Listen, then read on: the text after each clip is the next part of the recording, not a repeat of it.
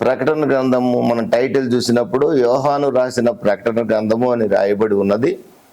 ప్రకటన గ్రంథము అనేది ఇది యోహాన్ని గూర్చి రాయబడిన ప్రకటన గ్రంథం కాదు, కానీ ప్రభు అయిన యేసుక్రీస్తుని గూర్చి రాయబడిన గ్రంథముగా దీన్ని మనం భావించవచ్చు.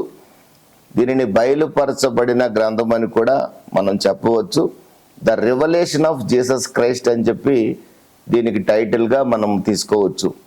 గ్రీకు భాషలో దీన్ని అపోకలిప్సస్ అని అంటారు.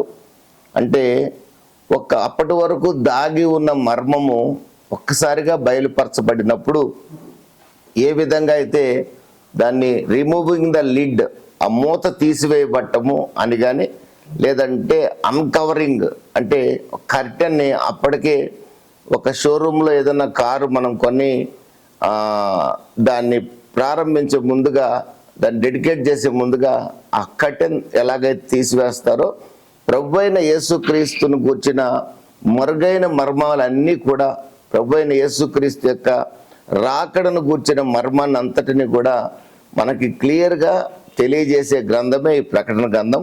కనుక ఇది ప్రభు అయిన యేసుక్రీస్తును గూర్చి తెలిపే, ఆయన ప్రత్యక్షతను గూర్చిన గ్రంథముగా దీన్ని మనము తీసుకోవాల్సిన అవసరం ఉంటుంది. ఇది యోహాను భక్తుడు రాశాడని చెప్పి మనము చదువుతున్నాము. యోహాను అనే పేరు ఈ ప్రకటన గ్రంథంలో 4 సార్లు రాయబడింది. ప్రియమైన దేవుని బిడ్డలారా, మత్తయి సువార్త 4వ అధ్యాయం 21వ వాక్యంలో జబదయి కుమారుడైన యోహాను, అతని యొక్క సహోదరుడైన యాకోబు ప్రభు అయిన యేసుక్రీస్తు శిష్యులుగా ఆ శిష్య సమూహంలో చేరినట్లుగా మనం చూస్తున్నాం. ఈయన అపోస్తలుడైన యోహానుగా మనం పిలుస్తాము. యేసు ప్రభువుకు సంబంధించిన 12 మంది శిష్యుల్లో కూడా చివరి వరకు ఎక్కువ కాలం బ్రతికున్న శిష్యుడు ఈయన మాత్రమే. ఇంచుమించుగా 99 సంవత్సరాల వయసు వరకు జీవించి ఉన్నాడని చెప్తారు. కొందరైతే 110 సంవత్సరాలు కూడా బ్రతికాడని చెప్తారు. ప్రభు అయిన యేసుక్రీస్తు యొక్క సాక్షిగా ఆయన ఉన్నాడు. దేవుని యొక్క వాక్యాన్ని ప్రకటించే వ్యక్తిగా ఉన్నాడు. ఆ కారణాన ఆనాడు రోమా సామ్రాజ్యాన్ని పరిపాలిస్తున్న రోమన్ చక్రవర్తి అయిన డొమిషియన్ అనే అతను క్రీస్తుపూర్వం 81 నుండి క్రీస్తుపూర్వం 96 వరకు పరిపాలించాడు. అతని యొక్క కాలంలో మరి ఈ అపోస్తలుడైన యోహాను యేసు ప్రభువును గూర్చిన సాక్ష్యము ప్రకటిస్తూ ఉండేవాడు. టర్కీ ప్రాంతంలో ఆసియా మైనర్ అనేవారు, అది ఇప్పుడున్న టర్కీ ప్రాంతం. ఆ టర్కీ ప్రాంతంలో ఉన్న సంఘాల స్థాపకుడిగా ఇతను ఉన్నాడు. ఆ సంఘాలలో సువార్త పరిచర్య చేసేవాడు. ప్రభు అయిన యేసుక్రీస్తుని గూర్చిన సాక్ష్యం ప్రకటించేవాడు. ఆ రోజున రోమన్ చక్రవర్తులను మాత్రమే పూజించాలని ఒక చట్టం చేశారు. రోమా చక్రవర్తులు అందరూ దేవుడితో సమానంగా భావించుకునేవారు. వారిని మాత్రమే పూజించాలి, మరి ఏ దేవుణ్ణి కానీ దేవతను కానీ పూజించకూడదని ఒక చట్టం చేశారు. ఎంపరర్ వర్షిప్ అనేది ఉండేది. దానికి విరుద్ధంగా మరి క్రైస్తవులు ప్రభు అయిన యేసుక్రీస్తు దేవుడని ప్రకటిస్తూ ఉండేవారు. వారికి నాయకుడిగా యేసు ప్రభుతో కలిసి తిరిగిన వ్యక్తిగా, యేసు ప్రభు యొక్క శిష్యరికంలో ఉన్న వ్యక్తిగా యోహాను భక్తుడు ఉన్నాడు. గనక ఇతని మీద ఆ రోమన్ చక్రవర్తుల యొక్క దృష్టి పడింది. పద్మాసు ద్వీపంలో చెరలో అపోస్తలుడైన యోహాన్ని ఆ డొమిషియన్ చక్రవర్తి చెరలో వేసినట్లుగా మనం చూడొచ్చు.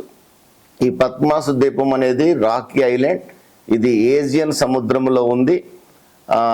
ఇంచుమించుగా 50 మైళ్ళ దూరంలో ఎఫెస్ అనే సంఘాన్ని గురించి మనం 2వ అధ్యాయం ప్రకటన గ్రంథంలో చదువుకుంటాం. ప్రారంభంలోనే ఎఫెస్ అనే ఆ పట్టణానికి 50 మైళ్ళ దూరంలో సౌత్ వెస్ట్లో దీన్ని ఉన్నట్లుగా మనము జియోగ్రఫికల్గా గమనించవచ్చు. దీనికి క్రింది భాగంలోనే క్రేతు దీవులు ఉన్నవి, క్రీట్ అంటారు, ఐలాండ్ ఆఫ్ క్రీట్ అంటారు. ఆ ప్రాంతంలోనే సుమత్రా కేక్ అని, ఆ ప్రాంతంలోనే సిసిలీ, కార్సికా, సార్డినియా, ఈ దీవులన్నీ కూడా ఉన్నట్లుగా మనం చూడొచ్చు. ఇప్పుడున్న టర్కీ దేశము, అదేవిధంగా గ్రీస్ దేశం, ఈ మధ్యలో ఒక సముద్రం ఉంటుంది, దాన్ని ఏజియన్ సముద్రం అంటారు. ఈ రోమన్ చక్రవర్తులు నేరస్తులందరినీ కూడా ఆ పద్మాసు ద్వీపంలో వారిని పెట్టి అక్కడ పనులు చేయించుకునేవారు. అందరు నేరస్తుల్లో క్రీస్తు యొక్క వాక్యం నిమిత్తము, సాక్ష్య నిమిత్తము మరి అపోస్తలుడైన యోహానుని నేరస్తునిగా చేసి అక్కడ బంధించారు. ఈ పద్మాసు ద్వీపంలో ఉన్న కాలంలోనే క్రీస్తు శకం 95వ సంవత్సరంలో యోహాను భక్తుడు ప్రభు అయిన యేసుక్రీస్తు ఇచ్చిన ప్రత్యక్షతను బట్టి ఈ గ్రంథాన్ని రాసినట్లుగా మనం చూడొచ్చు. ఈ గ్రంథ రచయిత అపోస్తలుడైన యోహాన్ అని చరిత్రకారులే కాదు, బైబిల్ పండితుడు కూడా ఒప్పుకున్నారు. క్లియర్గా ఆయన పేరే ఈ ప్రకటన గ్రంథంలో 4 టైమ్స్ రాయబడినట్లుగా మనం చూడొచ్చు. ప్రియమైన దేవుని బిడ్డలారా, దీన్ని రాసింది మనకు ప్రత్యక్షంగా కనపడేది యోహాను భక్తుడు కనపడుతున్నాడు. కానీ ఈ ప్రకటన గ్రంథం అంతటిని కూడా యోహానుకు వివరించింది ప్రభు అయిన దేవుడు కుమారుడైన యేసుక్రీస్తుకి వివరించగా, కుమారుడైన యేసుక్రీస్తు దేవదూతకు తెలియజేయగా, దేవదూత ఏంజల్ ఆఫ్ గాడ్ మరి అపోస్తలుడైన యోహానుకు తెలియజేశాడు. అపోస్తలుడైన యోహాను ఈ రోజున మనకు తెలియజేస్తున్నాడు. మనము ఈ ప్రకటన గ్రంథాన్ని సకల ప్రజలకు తెలియజేయాల్సిన బాధ్యత మన మీద ఉంది. ఈ ప్రకటన గ్రంథంలో ఏమి రాయబడి ఉన్నది అనే విషయాన్ని మనం చూసినట్లయితే, ప్రకటన గ్రంథంలో క్లుప్తంగా ఒక మాటలో చెప్పాలంటే యేసుక్రీస్తు యొక్క 2వ రాకడను గురించి వివరంగా రాయబడి ఉందని చెప్పొచ్చు. ప్రియమైన దేవుని బిడ్డలారా, యేసుక్రీస్తు యొక్క మొదటి రాకడను గురించి పరిశుద్ధ గ్రంథంలో 300 పైగా ప్రవచనాలు ఉన్నాయి. అవన్నీ కూడా నెరవేరాయి. యేసుక్రీస్తు యొక్క 2వ రాకడను గూర్చి కొన్ని వందల ప్రవచనాలు, అంటే మొదటి రాకడను గూర్చిన వాటి కంటే కూడా మరి ఎక్కువ ప్రవచనాలు 2వ రాకడను గూర్చి ఉన్నాయి. కొన్ని డైరెక్ట్గా ఉన్నాయి, కొన్ని ఇండైరెక్ట్గా ఉన్నాయి. వాటిని అవగాహన చేసుకునేవారు లేదు. ఒకవేళ అవగాహన చేసుకున్నా కానీ విశ్వసించేవారు క్రైస్తవులు అనబడిన వారిలోనే చాలా అరుదుగా కనపడుతున్నారు. ఈ రోజున మనము ఈ మాటను అంగీకరించి ప్రభు అయిన యేసుక్రీస్తు ఖచ్చితంగా ఈ భూమి మీదకి త్వరలో రాబోతున్నాడని విశ్వసించేవారిగా మనం ఉండాలని ఈ ప్రకటన గ్రంథ ధ్యానాల్లో ఒక దైవ సేవకుడుగా నేను కోరుకుంటున్నాను. కనుక ప్రియమైన దేవుని బిడ్డలారా, ప్రత్యేకంగా ప్రకటన గ్రంథం యేసుక్రీస్తు యొక్క 2వ రాకడను గురించి తెలియజేస్తుందని మనము చెప్పవచ్చు. 1వ అధ్యాయం 1వ వాక్యం నుండి 3 వాక్యాల వరకు నేను చదువుతాను. యేసుక్రీస్తు తన దాసులకు కనపరచుటకు దేవుడు ఆయనకు అనుగ్రహించిన ప్రత్యక్షత. ఈ సంగతులు త్వరలో సంభవింపనై ఉన్నవి. ఆయన తన దూత ద్వారా వర్తమానం పంపి తన దాసుడైన యోహానుకు వాటిని సూచించెను. అతడు దేవుని వాక్యమును గూర్చి, యేసుక్రీస్తు సాక్ష్యమును గూర్చి తాను చూచినంత మట్టుకు సాక్ష్యమిచ్చును. సమయము సమీపించినది గనక ఈ ప్రవచన వాక్యములు చదువువాడును, వాటిని విని ఇందులో వ్రాయబడిన సంగతులను గైకొనువాడును ధన్యులు. దేవునికి మహిమ కలుగును గాక.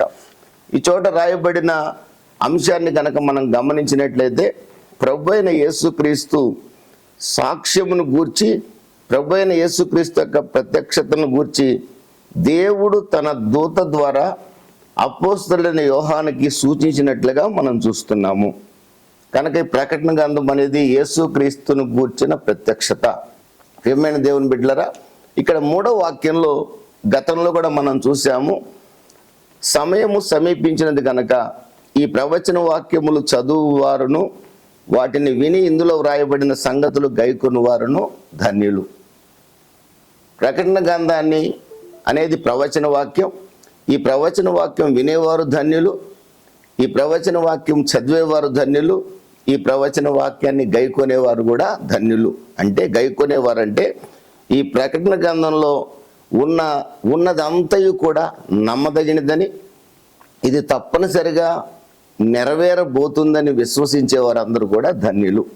ఈ ప్రకటన గ్రంథాన్ని 4 రకాలుగా ఈ ప్రకటన గ్రంథాన్ని విశ్లేషిస్తూ ఉంటారు. ప్రెటరిస్టులు అంటే ఇది గతించిన కాలానికి సంబంధించింది కనుక ప్రకటన గ్రంథాన్ని పట్టించుకోవాల్సిన అవసరం లేదంటారు. హిస్టారిసిస్టులు అంటే ఇది చరిత్రకు సంబంధించింది కాబట్టి ఇది 2000 సంవత్సరాల వరకు సంఘ చరిత్రలో ఈ ప్రకటన గ్రంథం అంతా ముగిసిపోయింది, తర్వాత ఇది కాదు అని చెప్పి హిస్టారిసిస్టులు చెప్తారు. 3వ వారు వచ్చి ఫ్యూచరిస్టులు అంటే ఇది భవిష్యత్తుకు సంబంధించింది, ప్రభు అయిన యేసుక్రీస్తు రాకడకు సంబంధించింది. ఆయన రహస్య రాకడ ఉంది, సంఘాన్ని తీసుకొని వెళ్ళటానికి ఆయన బహిరంగ రాకడ ఉంది. ఈ భూమి మీదకి అడుగు పెడతాడు, యెరూషలేం రాజధానిగా చేసుకుని 1000 ఏళ్ళు ఈ భూమిని పరిపాలిస్తాడు. ఆ తర్వాత నూతన సృష్టి ఉంటుంది అని చెప్తారు వీళ్ళు ఫ్యూచరిస్టులు. భవిష్యత్తును కూర్చిన దృష్టికోణంతో చూస్తారు. ఐడియలిస్టులు అంటే ఐడియలిస్టిక్ వ్యూ అంటే ఆదర్శప్రాయమైన వారి యొక్క దృష్టి ఏమిటనంటే ఇది చదవటం మంచిదే, దీంట్లో మంచికి చెడుకు జరిగిన యుద్ధం ఉంది కాబట్టి ఇది నేర్చుకోవటం వల్ల చెడు ఎలాగా ఉంటుందో మంచి చెడుపై ఎలా విజయం సాధిస్తుందో మనకు అర్థమవుతుంది అంటారు తప్ప ఇది ప్రభువైన యేసుక్రీస్తు యొక్క రాకడను గూర్చిందని మాత్రం వారు ఒప్పుకోరు. ఇది భవిష్యత్తుకు సంబంధించిన గ్రంథం అని మాత్రం నేను నమ్ముతాను. ప్రభువైన యేసుక్రీస్తు రాకడను గూర్చిన తెలియజేస్తుందని నేను నమ్ముతాను. కనుక ప్రభువైన యేసుక్రీస్తు వస్తాడు, ఈ భూమి మీద ఆయన పరిపాలిస్తాడు. ముందుగా ఆయన వచ్చి సంఘమైన నన్ను ఆయన మహిమ శరీరం కలిగిన వాడిగా నన్ను మార్చి ఆయన దగ్గరికి మేఘాల మీదకి తీసుకెళ్తాడు. అక్కడి నుంచి పరలోకానికి తీసుకెళ్తాడు. 7 ఏళ్ల శ్రమల కాలం ఉంటుంది. శ్రమల కాలం అయిన తర్వాత సంఘాన్ని తీసుకొని ప్రభువైన యేసుక్రీస్తు భూమి మీదకి వస్తాడు. మనం ప్రభువైన యేసుక్రీస్తు ఈ భూమి మీద 1000 ఏళ్ల పరిపాలన చేయబోతున్నామని నేను నమ్ముతాను. కనుక ఈ ఫ్యూచరిస్టిక్ వ్యూలోనే ఈ ప్రకటన గ్రంథాన్ని మనం ధ్యానిస్తున్నాం. ఈ ప్రకటన గ్రంథాన్ని చదువువారు, వినువారు, గైకొనువారు ధన్యులు. ఈ ధన్యతలను గురించి కూడా మనము గతంలో చూస్తున్నాం. 7 రకాల ధన్యతలు ఉన్నాయి ప్రకటన గ్రంథంలో. మీరు రిఫరెన్స్ నోట్ చేసుకుంటే ఏంటిదే ప్రకటన గ్రంథం 1వ అధ్యాయం 3వ వాక్యంలో రాయబడిన మాట, మనం చదివిన మాట, వినువారు, గైకొనువారు, చదువువారు ధన్యులు. ఆ తర్వాత ప్రకటన గ్రంథం 14వ అధ్యాయము 13వ వాక్యంలో ఇప్పటి నుండి ప్రభువునందు మృతులైన వారందరూ కూడా ధన్యులు అని రాయబడినది. అలాగే ప్రకటన గ్రంథం 16, 15, అదేవిధంగా ప్రకటన గ్రంథం 19:9లో రాయబడిన మాట, గొర్రెపిల్ల వివాహ మహోత్సవ విందుకు పిలువబడిన వారు ధన్యులు. అదేవిధంగా ప్రకటన గ్రంథం 20వ అధ్యాయం 6వ వాక్యం, మొదటి పునరుద్ధానంలో పాలు పంపులు పొందిన వారు ధన్యులు. ప్రకటన గ్రంథం 22వ అధ్యాయము 7వ వాక్యం, ఈ ప్రవచన వాక్యాన్ని గైకొను వారు ధన్యులు. 22వ అధ్యాయం ప్రకటన గ్రంథం 14వ వాక్యం, తమ వస్త్రములు ఉతుక్కొని దేవుని యొక్క రాజ్య ద్వారములో ప్రవేశించేవారు, అంటే దేవుని యొక్క రాజ్యంలో ప్రవేశించేవారు ధన్యులు. 4వ వాక్యంలోకి మనం వద్దాము. యోహాను ఆసియాలో ఉన్న 7 సంఘములకు శుభమని చెప్పి వ్రాయినది. 7 సంఘాలు అంటే ఆ రోజున 7 కంటే ఎక్కువ సంఘాలు కూడా ఉన్నాయి. ఆసియాలో అంటే ఆసియా మైనర్, దాన్ని ఇప్పుడు మనం టర్కీ అంటాము. 7 కంటే ఎక్కువ సంఘాలు కూడా ఉన్నాయి. 7 కంటే ఎక్కువ సంఘాలు ఏమున్నాయని మీరు అడిగితే ఇక్కడున్న 7 సంఘాలను గురించి మనం గనక చూసినట్లయితే యోహాను రాసిన ప్రకటన గ్రంథం 1వ అధ్యాయం 11వ వాక్యంలో Ephesus, Smyrna, పెర్గమ, Thyatira, Sardis, Philadelphia, లవోదికయ 7 సంఘాలు. ఈ 7 సంఘాలు కూడా సర్కిల్గా ఉంటాయి, ఒక సర్కిల్లో ఉంటాయి. ఇవన్నీ కూడా ఒకదానికొకటి 40 మైల్స్, 30 మైల్స్, 20 మైల్స్, ఒకదానికొకటి డిస్టెన్స్. ఈ 7 సంఘాలే కాకుండా ఆ రోజుల్లో కొలసి సంఘం కూడా ఉంది. తుయతైరా సంఘం ఆల్రెడీ ఇందులో ఉంది. అలా కాకుండా ఇంకా కొన్ని సంఘాలు కూడా ఉన్నాయి. కాకపోతే ఆ పేర్లన్నీ రాయలేదు. ఇక్కడ 7 సంఘాల గురించి రాయబడ్డాయి. ఈ 7 సంఘాల కోసమేనా ఈ ప్రకటన గ్రంథం రాసిందంటే కాదు. 7 సంఘాలలో ఉన్న అన్ని విషయాలు కూడా ఈనాటి సంఘాలలో కూడా కనబడుతున్నాయి. కనుక ఈ ప్రకటన గ్రంథం ఎవరికి అంటే 7 సంఘాలకేలే, మనకు సంబంధం లేదని చాలామంది భక్తులు, బైబిల్ పండితులు చెప్పేవాళ్ళు కూడా ఉన్నారు. కాదు, 7 సంఘాలకు మాత్రమే కాదు, ప్రపంచంలో ఉన్న అన్ని సంఘాలకి ఈనాటికి ఏనాటికైనా ప్రభు రాకడ వరకు కూడా ఈ ప్రకటన గ్రంథం ప్రయోజనకరమైంది. ప్రకటన గ్రంథం భవిష్యత్తును గురించి తెలియజేస్తుంది. కనుక 7 సంఘాలకు రాయమని ఆ చోట ప్రభు చెప్పినట్లుగా చూస్తున్నాం. మరి మిగతా సంఘాలని ప్రభు పట్టించుకోలేదంటే లేదు, 7 సంఘాలకు రాసినా కూడా టోటల్గా 7 అనేది బైబిల్ ఈ ప్రకటన గ్రంథంలో 50 టైమ్స్ కంటే ఎక్కువ పర్యాయాలు వాడారు. 7 బోరలు, 7 ముద్రలు, 7 ఆత్మలు, ఈ విధంగా 7 7 7 అనేది 7 ఏళ్ల శ్రమల కాలం 50 టైమ్స్ కంటే ఎక్కువగా వాడారు ప్రకటన గ్రంథంలో. ఈ యోహానికి 7 అనేది చాలా ఇష్టమైనది, పరిపూర్ణం. 7 అనేది పరిపూర్ణతకు సాదృశ్యం కనుక, సంపూర్ణతకు సాదృశ్యం కనుక ఈ 7 సంఘాలకు అనేదాన్ని 7 సంఘాలు ఆ చోట మెన్షన్ చేసి ఉండవచ్చని బైబిల్ పండితులు అంటారు. అంత మాత్రమే కాకుండా ఈ 7 సంఘాలు కూడా యోహాను భక్తుని ద్వారానే ప్రారంభించబడినవని కూడా చెప్తారు. యోహాను 96వ సంవత్సరంలో క్రీస్తకం 96లో పద్మాసు ద్వీపం నుండి జైలు నుండి రిలీజ్ అయ్యాడు. టార్జాన్ చక్రవర్తి వచ్చి ఆయన జైలు నుంచి రిలీజ్ చేశాడు. రిలీజ్ చేశాక ఎఫెసు సంఘానికి ఆయన కొంతకాలం బిషప్గా పనిచేశాడని కూడా బైబిల్ పండితులు తెలియజేస్తారు. అంటే ఈ 7 సంఘాలతో కూడా యోహానుకు పరిచయం ఉన్న వ్యక్తిగా ఉన్నాడు. ఈ 7 సంఘాలు కూడా సర్క్యులర్ వేలో ఉంటాయి. ఇవన్నీ కూడా టర్కీలో ఉంటాయి. అది టర్కీలో కూడా ఇంచుమించుగా వెస్ట్ టర్కీలో ఎక్కువగా ఉన్నాయన్నమాట 7 సంఘాలన్నీ కూడా. ఇప్పుడు ఆ ప్రాంతాలన్నీ కూడా మహమ్మదీయ దేశాలు అయిపోయినాయి. ఆ ప్రాంతాలన్నింటిలో కూడా మహమ్మదీయులే నివసిస్తున్నారు. ఆ ప్రాంతాలన్నింటిలో కూడా ఇప్పుడు ఆ శిథిలాలు మాత్రమే ఉన్నాయి. అక్కడ క్రైస్తవులు అరుదుగానే కనబడుతుంటారు. ఆ రోజున క్రీస్తకం 70వ సంవత్సరంలో టర్కీ ప్రాంతంలో, ఆసియా మైనర్ ప్రాంతంలో క్రైస్తవ సంఘాలు ప్రబలుతున్న సమయం అది. క్రైస్తవుల సంఖ్య విస్తారంగా పెరుగుతున్న సమయం. వర్తమాన భూత భవిష్యత్ కాలములలో ఉన్నవాడి నుండి, ఆయన సింహాసనం ఎదుటనున్న 7 ఆత్మల నుండి, నమ్మకమైన సాక్షియు, మృతుల్లో నుండి ఆది సంభూతుడిగా లేచిన వాడును, భూపతులకు అధిపతియునైన యేసుక్రీస్తు నుండి కృపా సమాధానములు మీకు కలుగును గాక.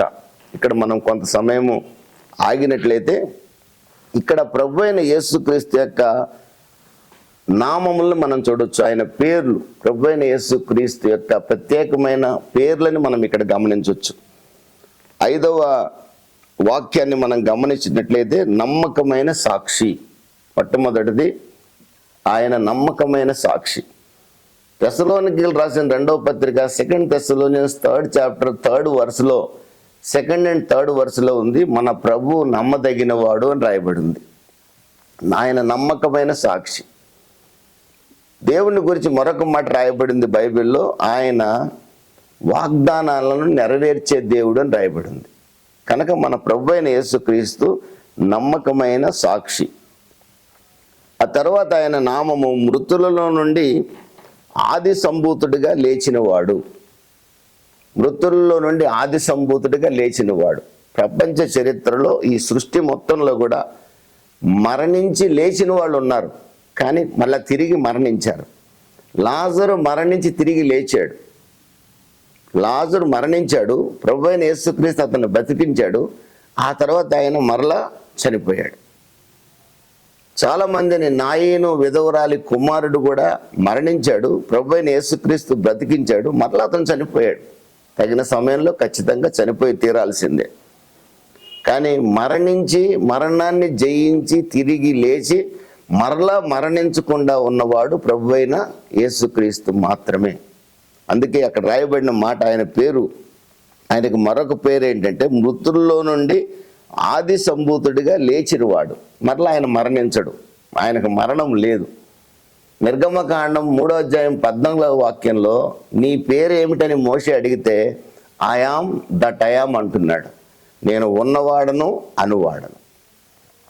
ఇదే ప్రకటన గ్రంథంలో 18వ వాక్యంలో కనుక మనం చూసినట్లయితే 1వ అధ్యాయం 18వ వాక్యంలో నేను మొదటి వాడను కడపటి వాడను జీవించువాడను మృతుడనైతిని గాని ఇదిగో యుగయుగములు సజీవుడినై ఉన్నానని ప్రభువే స్వయంగా చెప్తున్నాడు.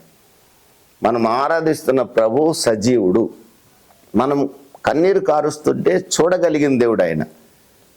చూడటం మాత్రమే కాదు, ఆ కన్నీటిని తొడవగలిగిన వాడు మనం ఆరాధిస్తున్న ప్రభు. ఆయన మాట ఇచ్చి తప్పేవాడు కాదు. తండ్రి ఏం చెప్పాడంటే కుమారుడైన యేసుక్రీస్తుని నేను లోకానికి పంపిస్తున్నాను, నువ్వు మానవాళి పాప పరిహారార్థమై బలి కమ్మని తండ్రి అయిన దేవుడు ప్రభు అయిన యేసుక్రీస్తు సెలవిచ్చాడు. ప్రియమైన దేవుని బిడ్డలారా, 17వ అధ్యాయము యోహాను సువార్తలో ప్రభు అయిన యేసుక్రీస్తు అంటున్నాడు, చేయుటకు నీవు నాకు ఇచ్చిన పనిని నేను సంపూర్తి చేసి ఉన్నాను అంటున్నాడు. హెబ్రీయులకు రాసిన పత్రిక 10వ అధ్యాయంలో అంటున్నాడు, నీవు నాకు ఒక శరీరం ఇచ్చితివి, దీనిని బలిగా అర్పించడానికి నేను వచ్చాను అంటున్నాడు. వచ్చాను అన్నవాడు తను తాను బలిగా అర్పించుకున్నాడు. దేవుని స్తోత్రం కలుగును గాక. యోహాను సువార్త 10వ అధ్యాయంలో అంటున్నాడు, నేను గొర్రెల మంచి కాపర్ని, గొర్రెల కొరకు నేను ప్రాణం పెట్టడానికి వచ్చాను అన్నాడు. పెట్టాడు. ఈ రోజున హెబ్రీలు రాసిన పత్రిక 1వ అధ్యాయము 1 నుండి 3 వాక్యాల్లో చూస్తే మహోమోహుని కుడిపార్శ్వమును కూర్చొని మన కొరకు విజ్ఞాపన చేస్తున్నాడు. మన ప్రభు ఎప్పటికీ నమ్మదగిన వాడు, మనం నమ్మదగిన వాళ్ళం కాదు. నమ్మదగని మనము ఈ రోజున ప్రభు ఉన్నాడో లేదో అనటం శోచనీయం, బాధాకరం. ఆయన నమ్ముకున్న వారిని కూడా ఆయన ఉన్నాడనే నమ్మకంతో కొనసాగలేకపోవడం బాధాకరం. కనుక ఈ రోజున మనం ఒక తీర్మానం ఖచ్చితంగా చేసుకోవాలి. మన ప్రభు నమ్మదగిన వాడు. ఆయన మాట ఇచ్చాడంటే తప్పడు. వస్తానన్న యేసు తప్పకుండా వస్తాడు. నమ్మదగిన దేవుని బిడ్డలమైన మనము నమ్మదగిన వారుగా ఉండాలి. మృతుల్లో నుండి ఆది సంభూతుడిగా లేచిన వాడు, ఆయన మరణాన్ని జయించి తిరిగి లేచాడు. మరణం ఆయన్ని బంధించి ఉంచలేకపోయింది. రోమీయులకు రాసిన పత్రిక 8:11 చూద్దాము. మృతుల్లో నుండి యేసును లేపిన వాని ఆత్మ మీలో నివసించిన ఎడల, మృతుల్లో నుండి క్రీస్తు యేసును లేపిన వాడు చావునకు లోనైన మీ శరీరములను కూడా మీలో నివసించుచున్న తన ఆత్మ ద్వారా జీవింపజేయును. మృతుల్లో నుండి ఒక వ్యక్తిని లేపి మరలా మరణించకుండా చేయటంలో దేవుడు గొప్ప శక్తిని, తన యొక్క అపరిమితమైన శక్తిని, సర్వశక్తిని ఉపయోగించాడు. ఆ దేవుడే రక్షణ పొందిన మనల్ని కూడా ఒక రోజున లేపుటకు శక్తి గలవాడు, సమర్థుడు. దేవునికి స్తోత్రం కలుగును గాక. కాబట్టి ఆయన మృతుల్లో నుండి లేచాడు కనుక మనం కూడా ఖచ్చితంగా మృతుల్లో నుండి ఒక రోజున లేస్తాము. ఈ యొక్క వాక్యము నమ్మదగినది. ఆ తర్వాత కూడా మనం చూసినట్లయితే భూపతులకు అధిపతి అయిన యేసుక్రీస్తు, భూపతులకు అధిపతి అయిన యేసుక్రీస్తు, ఆయన రాజులకు రాజు, ప్రభువులకు ప్రభు. ప్రకటన గ్రంథం 19వ అధ్యాయంలో 19వ అధ్యాయం మనం చూసినట్లయితే ప్రకటన గ్రంథం 19:14 వాక్యం నుంచి మనం చూసినట్లయితే, పరలోకమందున్న సేనలు శుభ్రమైన తెల్లని నారబట్టలు ధరించుకొని తెల్లని గుర్రములు ఎక్కి ఆయనను వెంబడించుచుండరి. జనములను కొట్టుటకై ఆయన నోట నుండి వాడిగల ఖడ్గము బయలువెడలుచున్నది. ఆయన ఇనుప దండముతో వారిని ఏలును. ఆయనే సర్వాధికారియగు దేవుని తీక్షణమైన ఉగ్రతను మధ్యపు తొట్టి త్రొక్కును. రాజులకు రాజును ప్రభువులకు ప్రభువునను నామము ఆయన వస్త్రము మీదను తొడ మీదను వ్రాయబడి ఉన్నది. ఈయన ఎవరు అంటే ప్రభు అయిన యేసుక్రీస్తు. ప్రియమైన దేవుని బిడ్డలారా, ప్రభు అయిన యేసుక్రీస్తు ఎవరు అంటే రాజులకు రాజు, ప్రభువులకు ప్రభు. భూరాజులందరూ కూడా ఒక రోజున ఆయనకి సాగిలపడి నమస్కారం చేయవలసిన వారై ఉన్నారు. వర్తమాన కాలంలో ఉన్నాడు, గత కాలంలో ఉన్నాడు, భవిష్యత్ కాలంలో ఉన్నాడు. అందుకే హెబ్రీ 13లో రాయబడింది, యేసుక్రీస్తు నిన్న నేడు రేపు ఏకరీతిగా ఉన్నవాడు. ఆయన మార్పు లేనివాడు, మారనివాడు. వర్తమాన కాలంలో ఉన్నవాడు ఆయనే, గత కాలంలో ఉన్నవాడు ఆయనే, భవిష్యత్ కాలంలో ఉన్నవాడు కూడా ఆయనే. ఆయన ఆల్ఫా ఒమేగా, ఆది సంభూతుడు, ఆది అంతం ఆయనే. సృష్టి అంతా ఆయన ద్వారానే కలిగింది. యోహాను సువార్త 1వ అధ్యాయంలో రాయబడిన మాటలు మనం చూసినట్లయితే, కలిగి ఉన్నది ఏది ఆయన లేకుండా కలగలేదు, కలిగిన సమస్తము ఆయన ద్వారానే కలిగింది. దేవునికి మహిమ కలుగును గాక. హల్లెలూయా. కనుక ఆయన నిన్న నేడు ఏకరీతిగా ఉన్న దేవుడు. 5వ వాక్యంలో రాయబడింది, ఆయన ఎదుటనున్న సింహాసనం ఎదుటనున్న 7 ఆత్మలను రాసింది. ఇక్కడ సింహాసనం ఎదుట ఉన్న 7 ఆత్మలు. దేవుని మహిమ కలుగును గాక. ప్రియమైన దేవుని బిడ్డలారా, ఈ 7 ఆత్మలను గూర్చిన విషయాన్ని పరిశీలన చేసి బైబిల్ పండితులు 3 విషయాలని డ్రా చేశారు. దేవుని యొక్క 7 ఆత్మలు అంటే 7 అంటే సంపూర్ణతకు సాదృశ్యం కాబట్టి ఇది దేవుని యొక్క పరిశుద్ధాత్మక సాదృశ్యము అని చెప్పారు. రెండవది ఏంటంటే యెషయా గ్రంథం 11వ అధ్యాయము 2వ వాక్యంలో, యెహోవా ఆత్మ జ్ఞాన వివేకములకు ఆధారముగా ఆత్మ. యెహోవా ఆత్మ నెంబర్ 1 జ్ఞాన వివేకములకు ఆధారముగు ఆత్మ. నెంబర్ 2 ఆలోచన బలములకు ఆధారముగా ఆత్మ. తెలివిని యెహోవా ఎడల భయభక్తులు పుట్టించు ఆత్మ అతని మీద నిలుచును. కాబట్టి ఈ 2వ వాక్యంలో ఉన్న అన్ని అంశాలు కూడా పరిశుద్ధాత్మ యొక్క గుణలక్షణాలు అని చెప్తారు బైబిల్ పండితులు. దేవుని యొక్క ఆత్మ జ్ఞాన వివేకములు కలిగిన ఆత్మ, spirit of wisdom, spirit of knowledge. అలాగే ఆలోచన బలములకు ఆధారముగా ఆత్మ, తెలివి కలిగిన ఆత్మ, యెహోవా యందు భయభక్తులు పుట్టించు ఆత్మ. దేవుని యొక్క ఆత్మ యొక్క లక్షణాలు. మూడో విషయం ఏమిటనంటే, ప్రకటన గ్రంథం 8వ అధ్యాయము 2వ వాక్యంలో, 8వ అధ్యాయం 2వ వాక్యంలో, ఆయన 7వ ముద్రను విప్పినప్పుడు పరలోకమందు ఇంచుమించు అరగంట సేపు నిశ్శబ్దముగా ఉండెను. అంతటా నేను దేవుని ఎదుట నిలిచి 7 దూతలను చూచితిని, వారికి 7 బూరలు ఇవ్వబడెను. అంటే దేవుని సింహాసనాన్ని ఎదుట 7 దూతలు ఉన్నారు. కాబట్టి కొందరు భక్తులు చెప్పేది ఏంటంటే, దేవుడి వద్ద నుండి ఈ 7 దూతల యొద్ద నుండి కృపా సమాధానాలు మీకు కలుగును గాక అని అక్కడ రాయబడింది అని చెప్తారు. అంటే 7 దూతల సింహాసనం ఎదుట ఉన్నారు కాబట్టి ఆ ఆత్మల గురించి ఇక్కడ రాయబడింది అని చెప్తారు పండితులు. కొందరు అంటారు 7 ఆత్మల నుండి అంటే 7 అంటే పరిశుద్ధాత్మ యొక్క పరిపూర్ణత సాదృశ్యం కనుక పరిశుద్ధాత్మను గురించి రాయబడింది అని అంటారు.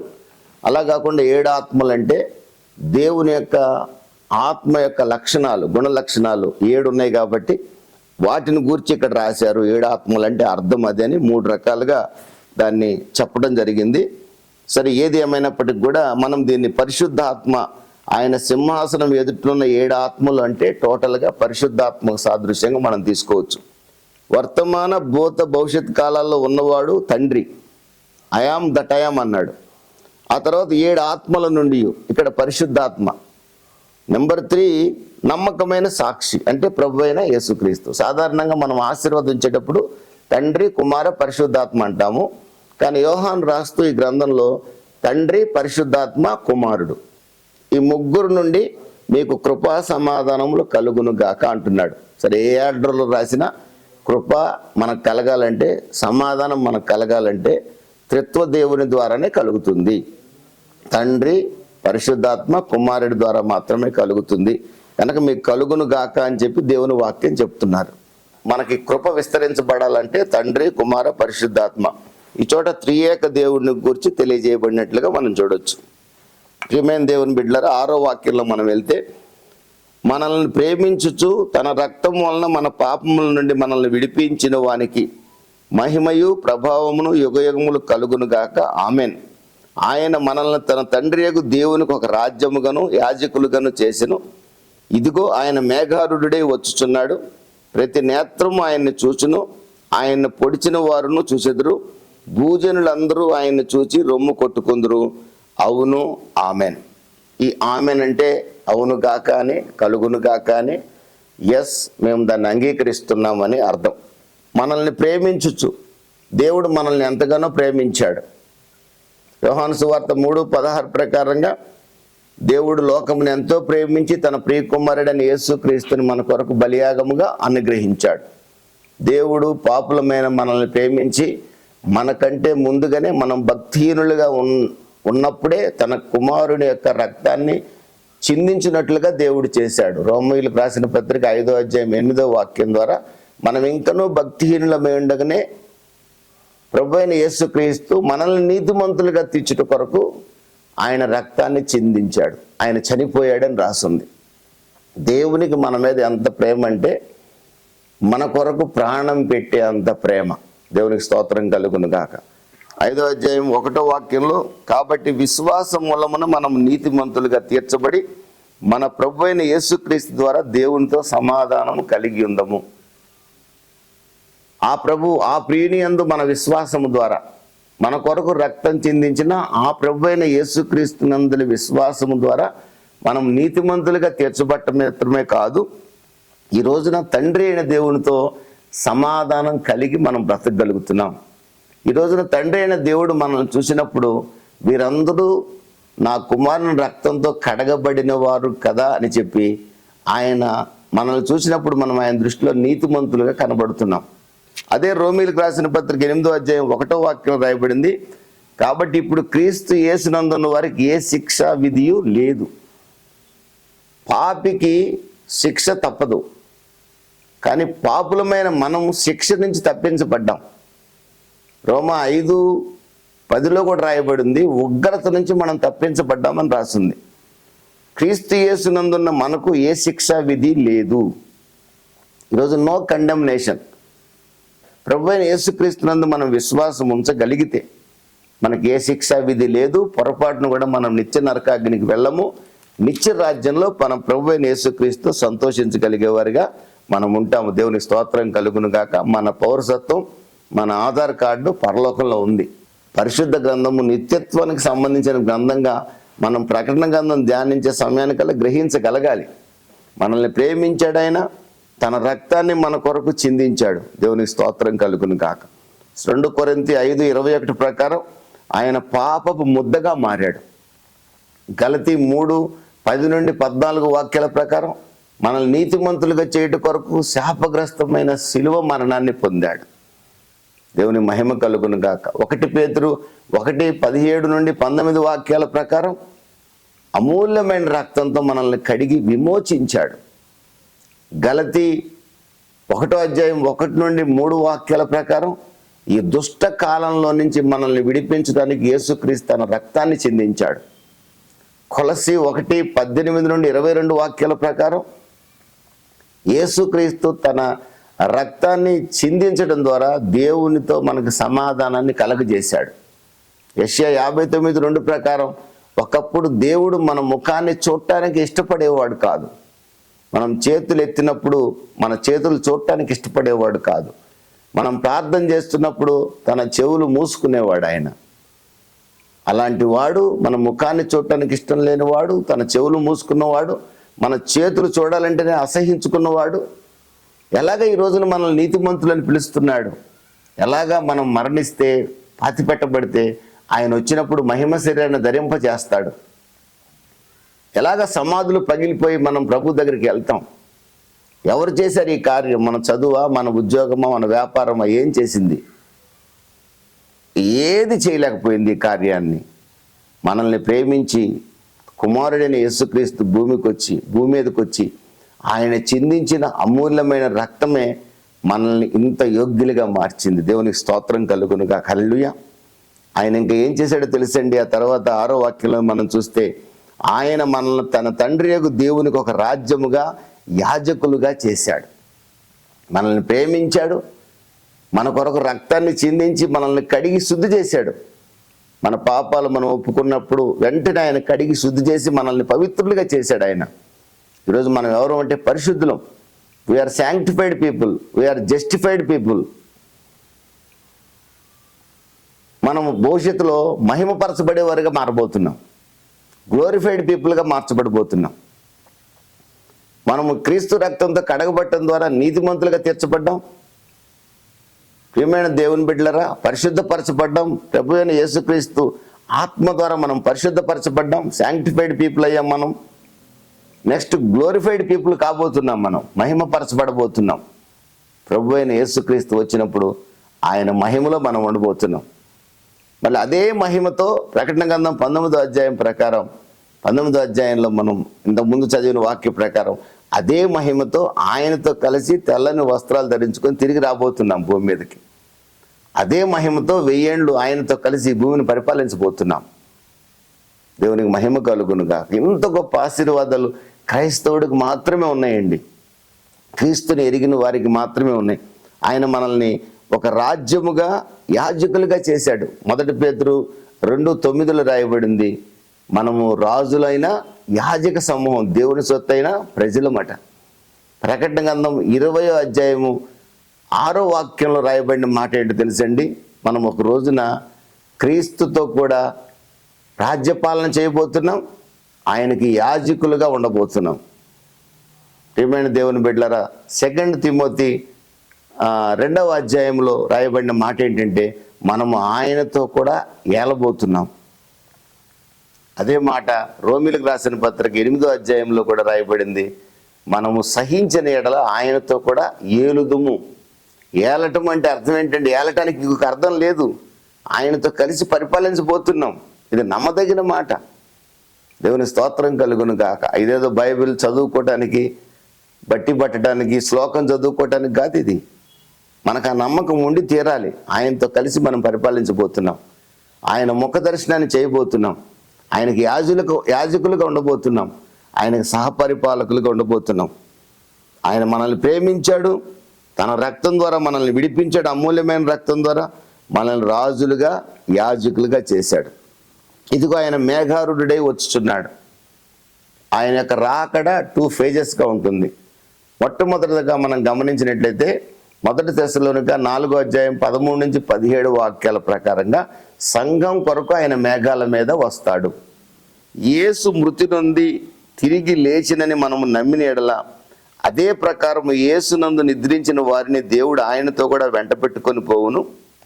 మేము ప్రభు మాటను బట్టి మీతో చెప్పినది ఏమనగా, ప్రభు రాకడ వరకు సజీవులమై నిలిచిండు మనము నిద్రించిన వారి కంటే ముందుగా ఆయన సన్నిధి చేరము. ఆర్భాటంతో, ప్రధాన దూత శబ్దంతో, దేవుని బోరతోను పరలోకం నుండి ప్రభు దిగివచ్చును. క్రీస్తు నుండి మృతులైన వారు మొదట లేతురు, ఆ తర్వాత సజీవులమై ఉండు మనము ఆయనతో కూడా ఏకముగా ప్రభువుని ఎదుర్కొన్నట్టుకు ఆకాశ మండలమునకు వెళుదము. ఆకాశ మండలానికి వెళ్ళి అక్కడ నుండి పరలోకానికి వెళ్తాం. ఇది ప్రభు యొక్క రాకడలో ఫస్ట్ ఫేజ్. ఇది ఈ ఫేజ్లో ఈ లోకంలో ఉన్న వాళ్ళు ఎవ్వరు కూడా ఆయన వచ్చాడని తెలియదు, ఆయన ఎవరు కూడా చూడరు కూడా. ఎవరికి తెలుస్తుంది ఆయన వచ్చింది అని అంటే, ఆయనలో ఉన్నవారు మాత్రమే గుర్తించగలుగుతారు. ఆయనలో ఉన్న సజీవులమై ఒకవేళ మనం ఉంటే మనం గుర్తిస్తాము. ఎలా గుర్తించగలుగుతామంటే, మన దీన శరీరము మహిమ శరీరంగా మార్చబడుతూ ఉంది. అప్పుడు మనకు అర్థమవుతుంది, మహిమ శరీరంగా మార్చబడుతుందంటే నేను ప్రభు దగ్గరికి వెళ్ళబోతున్నానని అర్థమవుతుంది. మృతులైన వారు మనకంటే ముందుగా లేస్తారు. సమాధులు బద్దలైపోతాయి. మనకంటే ముందుగా ప్రభువులో ఉండి చనిపోయిన వాళ్ళు మొదట లేస్తారు. వారికి మనకి పెద్ద తేడా ఏమి ఉండదు, 1 సెకండ్ తేడా ఉంటుంది అంతే. ఆ టైంలో ఈ భూలోకంలో భయంకరమైన శ్రమలు ఉంటాయి. అందరం కలిసి మరలా ప్రభుతో కూడా తిరిగి వస్తాం. దేవునికి స్తోత్రం కలుగును కాక. ఇక్కడ రాయబడిన మాటను మీరు చూసినట్లయితే, ఈ వాక్యంతో నేను ముగిస్తాను. ఇక్కడ రాయబడిన మాట మనం చూసినట్లయితే, ఇదిగో ఆయన మేఘారుడే వచ్చున్నాడు, ప్రతి నేత్రము ఆయనను చూచును, ఆయన్ని పొడిచిన వారును చూచెదరు, భూజనులందరూ ఆయనను చూసి రొమ్ము కొట్టుకొందురు. అవును, ఆమేన్. ప్రియమైన దేవుని బిడ్డలారా, ఇది ప్రభు అయిన యేసుక్రీస్తు ఈ భూమి మీదకి ఫిజికల్గా, భౌతికంగా రాబోతున్న సమయాన్ని గూర్చి రాయబడిన వాక్యం ఇది. ప్రభు అయిన యేసుక్రీస్తు వస్తాడు. ఆయన యొక్క రహస్య రాకడలో సంఘం ఎత్తబడుతుంది. ప్రకటన గ్రంథం 4వ అధ్యాయంలో 1-2 వాక్యాలు చూస్తే ప్రభు అయిన యేసుక్రీస్తు దేవుడు యోహానుతో అంటున్నాడు, ఎక్కి రమ్ము అన్నాడు. అది సంఘం ఎత్తబట్టడానికి సూచన, ర్యాప్చర్కి సూచన. హర్పార్జో అంటారు గ్రీకులో, ర్యాప్టస్ అంటారు లాటిన్ లాంగ్వేజ్లో. సంఘము ఎత్తబట్టం అనమాట, కాటప్ అనమాట. బలవంతంగా సంఘము అంటే ఈ దీన శరీరం మహిమ శరీరాన్ని ధరించుకోవడం, ఎత్తబడుతుంది సంఘము. ర్యాప్చర్ అంటారు దాన్ని. ప్రియమైన దేవుని బిడ్డలారా, సంఘము ఎత్తబట్టం అనేది 4వ అధ్యాయం ప్రారంభంలో అయిపోతుంది. ఇక సంఘం అనే పదం 4వ అధ్యాయం నుండి మీకు ప్రకటన గ్రంథంలో ఇక సంఘము అనే పదం, ఎక్లేషియా అనే పదం ఎక్కడా కూడా కనపడదు. కారణం ఏంటంటే సంఘం భూమి మీద లేదు, సంఘం ఎత్తబడింది. ఇక విడవబడిన వాళ్ళే ఇక్కడ ఈ భూమి మీద మనకు కనబడతారు, అన్యులు కనబడతారు. ఈ సంభవం ఎప్పుడు అంటే 7వ వాక్యంలో రాయబడిన సంభవము 7 సంవత్సరాల తర్వాత ప్రభు అయిన యేసుక్రీస్తుతో కలిసి మనం పరిశుద్ధులం అందరం కలిసి భూమి మీదకి దిగి వచ్చే సమయం. 14వ వాక్యం ప్రకటన గ్రంథం 19:14. పరలోకమందున్న సేనలు శుభ్రమైన తెల్లని నారబట్టలు ధరించుకొని తెల్లని గుర్రములు ఎక్కి ఆయనను వెంబడించుచుండ్రి. ఈ ఆయన ఎవరంటే ప్రభు అయిన యేసుక్రీస్తు. ఆయన్ని వెంబడించే సేనలు ఎవరంటే మనమే.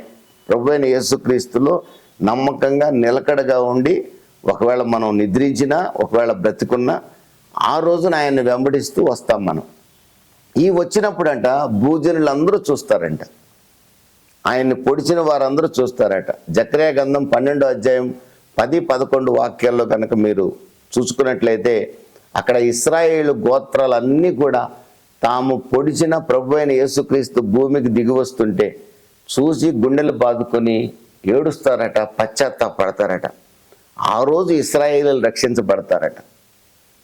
ప్రభు అయిన యేసుక్రీస్తు ఎక్కడికి వస్తాడని రాయబడి ఉందంటే జకర్యా గ్రంథం 14వ అధ్యాయం 4వ వాక్యంలో ఆయన ఒలీవల కొండ మీద కాలు పెడతాడని కూడా రాయబడింది.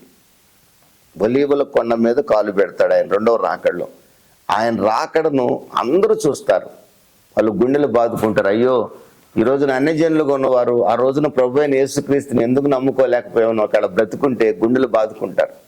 మిగిలిన అన్ని జనులు ఇప్పుడు నమ్ముకోవాల్సిందే. మన బంధువులు ఎవరైనా ఇంకా యేసు ప్రభువుని ఎరగని వారు ఉంటే ఇదే అనుకూలమైన సమయం, ఇదే రక్షణ దినం. ఇప్పుడు నమ్ముకోకుండా ఒకవేళ చనిపోతే ఎన్ని సంవత్సరాల వయసు అయినా 100 ఏళ్ళు బతకండి, 150 ఏళ్ళు బతకండి, ఎన్నాళ్ళు బతికినా చనిపోతే ఇక చనిపోయిన వారికి సెకండ్ ఛాన్స్ లేదు. ఆ రోజు ఒకవేళ బ్రతుకున్న వారికి కూడా సెకండ్ ఛాన్స్ లేదు. ఇక దానికంటే కూడా ఇదే అనుకూల సమయం కనుక మనం మన వారికి ప్రకటించాల్సిన బాధ్యత మన మీద ఉంది. ప్రభువైన యేసుక్రీస్తుని విశ్వసిస్తేనే నిత్య రాజ్యంలో ప్రవేశం దొరుకుతుంది. ప్రతి వాని నేత్రం ఆయన్ని చూస్తుంది, పొడిచిన వారు కూడా చూస్తారు, భూజనులందరూ కూడా ఆయన చూసి రొమ్ము కొట్టుకుంటారు. ప్రభువైన యేసుక్రీస్తు త్వరగా రాబోతున్నాడు. దానికి సంబంధించిన రెఫరెన్సెస్ కనుక ఒకసారి మీరు చూస్తే నేను ముగిస్తాను.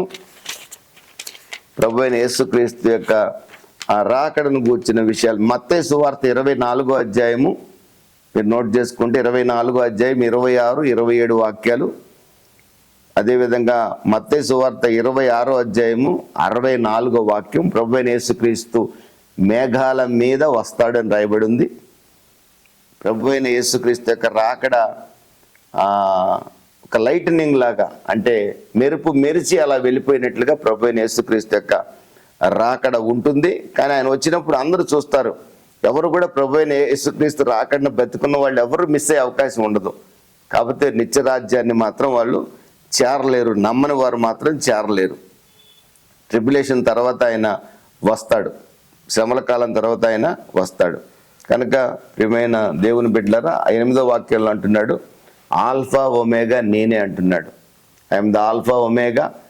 మనం ఏ టు జెడ్ అంటాం కదా, ఏ అండ్ జెడ్ ఆయనే, ఆది ఆయనే, అంతము ఆయనే. ఆది అంతమైన దేవుడు మనతో ఈ మాటలు సెలవిస్తున్నాడు. నేను మిమ్మల్ని ప్రేమించాను, మీ కొరకు రక్తం చిందించాను, మిమ్మల్ని రాజులుగా యాజకులుగా నేను చేశాను, మీ కొరకు నేను త్వరలో రాబోతున్నాను. నమ్మిన వారిని మహిమ శరీరాలు ధరింపజేసి నా దగ్గరికి తీసుకువెళ్ళి నేను మరలా తిరిగి భూమి మీదకి తీసుకొని వస్తాను. నమ్మని వారికి నేను శిక్ష విధిస్తాను. ఆ రోజున వారు ఎంత ఏడ్చినా ప్రయోజనం లేదని ప్రభు సెలవిస్తున్నాడు. రహస్య రాకడలో మేఘాల మీదకి ఆయన వచ్చినప్పుడు భూమి మీదకి రాకుండా మొట్టమొదట ఆయన మేఘాల మీదకి వస్తాడు. వచ్చినప్పుడు ఎత్తబడే గుంపులో మనం ఉండాలని ఒక దైవ సేవకుడికి నేను కోరుకుంటూ ఈ నా మాటలు ముగిస్తున్నాను. దేవుడు మిమ్మల్ని దీవించి ఆశీర్వదించును గాక.